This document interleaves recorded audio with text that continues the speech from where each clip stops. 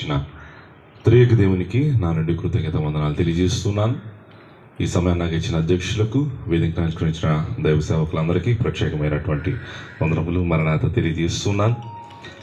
మరి ప్రభునందు నిద్రించిన ప్రియతల్లి గారు ఎస్తేర్ రాణి గారి విషయమై మరి గత దినాల్లో వారి యొక్క మరణ వార్త మరి నేను ఫేస్బుక్ ద్వారా చూచి మరి సహోదరులు చందు గారు మరి వారు తలపెట్టినటువంటి కార్యం తల్లిగారి విషయమై దేవుని స్తుతిస్తూ ప్రతి ఏడాది దేవుని గణపరుస్తూ చావుగోతు నుండి లేవనెత్తి తన దయను కృపను జీవకిరీటాన్ని అనుగ్రహించిన దేవుని మహిమపరుస్తూ ఏర్పాటు చేసిన సభల విషయమై ప్రతి ఏడాది వారు చేసే మరి ఎన్నో వినూత్నమైన కార్యాలను బట్టి నిత్యం మరి దేవుని స్తుతిస్తూ ఆరాధిస్తూ ఉంటాను, దేవుని ఆనందిస్తూ ఉంటాను.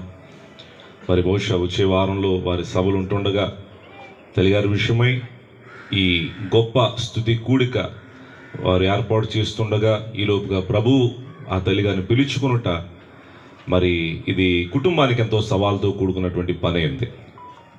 అయినప్పటికీ కూడా ప్రభు క్రీస్తునందు విశ్వాసం ఉంచినటువంటి మనముగా, దేవుని సేవకులముగా, దేవుని సంఘములో పాలిభాగస్థులముగా ప్రభు క్రీస్తు అప్పగించినటువంటి పనిని నమ్మకంగా చివరి వరకు మనం కొనసాగించే వారమై ఉండినట్లుగా మరి దేవుడు వారిని నిలవబెట్టుకుని మరి వచ్చే వారంలో మరి జరుగు కార్యక్రమాల విషయమై మరి దేవుడు వారిని బలంగా వాడుకుంటారని నమ్మి నేను దేవుని స్తుతిస్తూ ఉన్నాను. ప్రతి కుటుంబంలో కూడా మరణ వార్త అనేది ఒక రోజు వస్తూ ఉంటుంది. ప్రతిరోజు మనం చూస్తూ ఉంటాం, ఎవరో ఒకరు ఇప్పుడు రోజుకి ఎంతోమంది చనిపోతూ ఉంటారు. వీళ్ళరా మరి ఒక సర్వే ప్రకారం తేలింది ఏంటంటే ఒక దినంలో కొన్ని లక్షలాది మంది చనిపోతూ ఉంటారంట. ఒక నిమిషంలో మరి వేలాది మంది చనిపోతూ ఉంటారంట.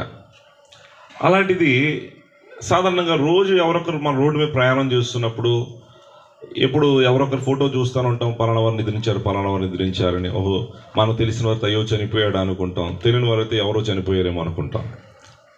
అదే మరణం మన ఇంట్లోకి వచ్చేసరికి ఎందుకు ఇలా జరిగింది అనేటువంటి ప్రశ్న వస్తూ ఉంటుంది.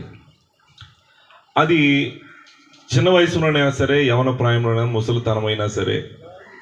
మన ఈ మధ్య మా సంఘంలో ఒక ఆయన చనిపోయారు. ఆయన వయసు ఇంచుమించు 98 సంవత్సరాలు. అయినా వారి కుటుంబం చాలా బాధపడుతుంది. అయ్యో ఎందుకు అప్పుడే చచ్చిపోయారని బాధపడుతున్నారు. 98 సంవత్సరాలు అంటే మరి సాధారణంగా ఎవరన్నా ఏమనుకుంటారు, ఇంకా తర్వాత బ్రతికినా చేసేది ఏముంది అనిపిస్తుంది. కానీ ఆ కుటుంబానికి ఆ లోటు ఎలా ఉంటుందంటే అప్పుడే చనిపోయారా అన్నట్లు ఉంటుంది. దైవజనులు దేవదాస్ గారు చెప్పినటువంటి మాట ఏమంటే, ఒక వ్యక్తి ఈ భూమి మీద జన్మించినప్పుడు, అనగా తల్లి గర్భంలో 9 నెలలు ఆ బిడ్డ జన్మించి లేక ఆ బిడ్డ తల్లి మోసిన తర్వాత ఒక 10 నిమిషాలు భూమి మీద పుట్టి చనిపోయినా కూడా ఆ 10 నిమిషాలు కూడా దేవుని కృప అన్నారు. కనుక మనం ఎంతకాలం జీవించామనేది కాదు, కానీ జీవించినంత కాలంలో దేవుని ఎంతవరకు ఘనపరిచాం, దేవుని పని కొరకు ఎంతవరకు వాడబడ్డాం అనేది అత్యంత ప్రాముఖ్యమైన విషయం. మనం గమనించవలసిన వారు ఏంటారు. ఈ క్రమంలో మరి ఒకప్పుడు దేవుడు చావుగోతుని తల్లిగాని లేవనెత్తాడు. మరలా అనేక సంవత్సరాలు దేవుడు వారిని తన జీవకిరీటం నుంచి నిలవబెట్టుకున్నాడు. మరలా నరులారా తిరిగి రండి అని ప్రభు పిలిచిన పిలుపును బట్టి ఈ మారు ఇది దేవుని చిత్తం, దేవుని ఏర్పాటు అయి ఉంటుండగా మరి ఎస్తేర్ రాణి గారిని దేవుడు తన సన్నిధి పిలువగా ప్రభు పాద సన్నిధికి ప్రభు చెంతకు వారు వెళ్ళిన వారై ఉన్నారు.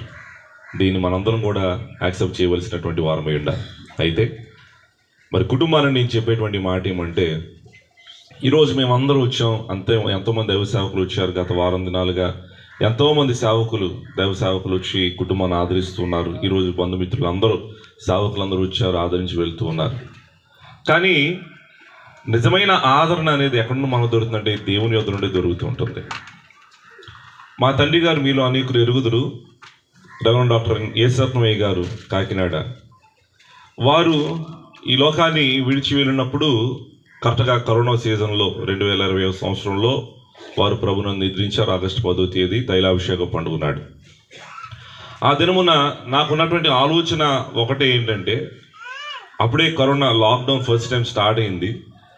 అందరూ వారు ఎవరైనా చనిపోతే ఏ విధంగా చనిపోయినా సరే వెంటనే ఆ బాడీని తీసుకెళ్ళిపోతారు, హాస్పిటల్లో పెట్టేస్తారు, ఎవరు మనం భూస్థాపన చేయడానికి ఉండదని చెప్పేవారు ఫస్ట్లో. కాబట్టి నేను ఆ దినమంతా ఒకటే టెన్షన్, ఎవరు వస్తారా, ఏం చేస్తారా, ఏం చెప్తారా, గబుక్కుని అయ్యగారిని మన మధ్య తీసుకెళ్ళిపోతారా అనేటువంటి ఆలోచన. మొత్తానికి దేవుని కృప బట్టి మా దగ్గరే అయ్యగారు ఉంచుకున్నాం. 2వ రోజు భూస్థాపన జరిగిపోయింది. ఆ 2 రోజులు కూడా మరి చెప్పాలంటే నేను ఏడవలేదు. ఆ 2 రోజులు కూడా ఈ ఆలోచన మీద ఉన్నాను. ఎలా జరుగుతుంది, ఏం జరుగుతుంది, సరిగ్గా ఈ భూస్థాపన చేయగలుగుతామా లేదా, మరి సరైన విధంగా ఆయన పంపించగలుగుతా లేదా ఆలోచన తప్ప ఇంకా ఆయన లేని లోటు అనేది నేను గ్రహించలేకపోయాను. కానీ వన్స్ ఆయన భూస్థాపన అయిపోయింది, మరి అందరిని పంపించేసాం. రాత్రి ఇంటికి వచ్చాం, మంచమే పండుకున్నాను. ఇక నాకు ఎందుకో తెలియదు, దుఃఖం చేస్తుంది. వెక్కి వెక్కి ఏడు చేస్తున్నాను, కన్నీరు గారుస్తున్నాను. మరి ప్రక్కన భార్య బిడ్డలు పండుకున్నారు. వాళ్ళు వింటే ఎక్కడ లేచిపోతారని చెప్పి నా నోరు నొక్కేసి గట్టిగా ఏడు చేస్తూ నాకు నేనే ఏడు చేస్తూ దుఃఖపడిపోతూ ఉన్నాను. వెంటనే మా తండ్రి గారు నా ప్రక్కన కనబడ్డారు. ఒక కీర్తన పాడుతున్నారు. ఏంటి ఆ కీర్తన అంటే, దుఃఖ బాధలు లేక సదా పూర్ణ శాంతిని పొందుచును, పరిశుద్ధుల కీర్తనలు అందునే పొడు పాడుదుము. ఆహా త్వరలో మేము చేరుదుమా స్థలమున్, ఆహా త్వరలో మేము చేరుదుమా స్థలమున్. ఈ పాట యొక్క భావం నేను గ్రహించినప్పుడు వెంటనే నా కన్నీరు అయిపోయింది, నా దుఃఖం అయిపోయింది. ఎందుకంటే దుఃఖ బాధలు లేక సదా పూర్ణ శాంతిని పొందొచ్చు. పరిశుద్ధులతో పాటు నేను కీర్తనలు ఎప్పుడూ పాడుతూ ఉంటాను. నిజమే, భూమి మీద బ్రతికున్నటువంటి మనకే దుఃఖము, వ్యాధి, బాధ, కష్టము, కన్నీరు. దైవజనులు దేవదాస్ గారు భూస్థాపరాధన రాస్తారు, నిజ విశ్రాంతి లేనందున మానవుడికి నిజ విశ్రాంతినిచ్చుటకే దేవుడు మరణము ఒక సాధనంగా వాడుకున్నాడు అని. ఈ క్రమంలో తల్లిగారి భూమి మీద ఉండగా ఎంతో ప్రయాసపడ్డారు. ఎంతవరకు భూమి మీద బ్రతుకున్న భక్తులు ఎందరో ప్రయాసపడ్డారు. ఈ సమయమున దుఃఖ బాధలు లేక సదా పూర్ణ శాంతిని పొందుచు దేవుని సన్నిధిలో ఉన్న సంపూర్ణ సంతోషాన్ని వారు అనుభవిస్తున్నటువంటి వారు ఉన్నారు.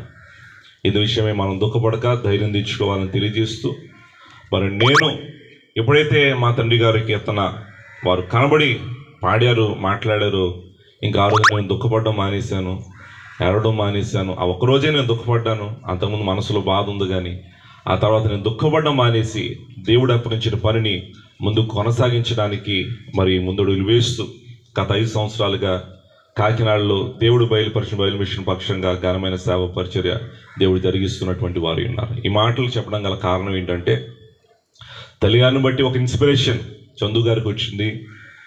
గొప్పగా దేవుని సేవ చేశారు. ఇప్పుడు వారు ప్రభు సన్నిధికి వెళ్ళారు. ఇంకా గొప్పగా దేవుని పని చేయాలి, ఇంకా గొప్పగా దేవుని కార్యాలు జరిగించాలి.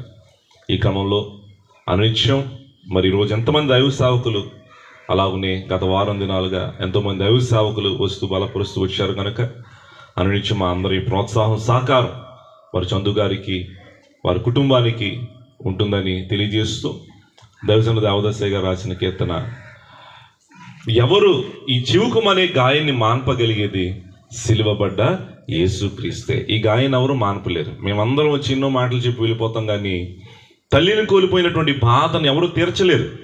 ఆ గాయాన్ని ఎవరు మాన్పలేరు. మాన్పగలిగింది ఎవరన్నా ఉన్నారంటే సిలువబడ్డ యేసుక్రీస్తు మాత్రమే. కనుక ప్రభువే ఆ గాయాన్ని మాన్పాలని, ప్రభువే మరి తల్లిగారిని తన సన్నిధిలో ఉంచుకోవడం ద్వారా రానున్న దినాల్లో మరింత ఘనమైన పరిచర్య ఈ ప్రాంతంలో, మరి ముఖ్యంగా అనేక మంది వృద్ధులైన తల్లులకు వారు అండగా నిలుస్తూ మరి చక్కటి సేవ పరిచర్య జరిగిస్తున్నటువంటి వారు అయినారు. కనుక రానున్న దినాలు దేవుడు వారి యొక్క మరి భూ సంబంధం పరిచర్యను, దైవ సంబంధం పరిచర్యను దీవించి ఆశీర్వదించాలని కోరుతూ ఈ నా మాటలు ముగిస్తున్నాను. దేవుడి కొద్ది మాటలు దీవించడం కాక ఆమె సమయం ఇచ్చిన అధ్యక్షులకు నా ప్రత్యేకమైన మరణాలు తెలియజేస్తున్నాను.